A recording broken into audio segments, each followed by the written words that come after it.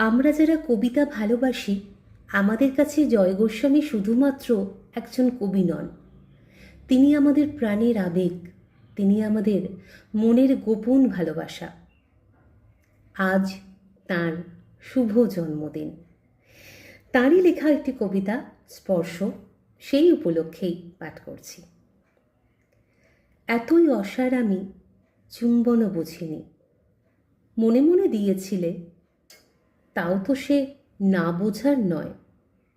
ঘরে কত লোক ছিল, তাই ঋণ স্বীকার করিনি। ভয়, যদি কোনো ক্ষতি হয়। কি হয়, কি হতে পারত, কি বা এসে যায়।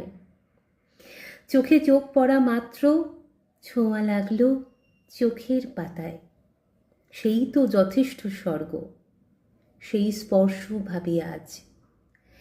সেই যে অবাক করা গলা, অন্ধকারে তাও ফিরে আসে। স্বর্গ থেকে আরও স্বর্গে উড়ে যাও, আর তো ঋণী ঋণী। প্রথমে বুঝিনি, কিন্তু আজ বলো, দশক শতক ধরে ধরে ঘরে পথে লোকালয় স্রোতে জনস্রোতে আমাকে কি একাই খুঁজেছ তুমি? আমি বুঝি তোমাকে খুঁজিনি।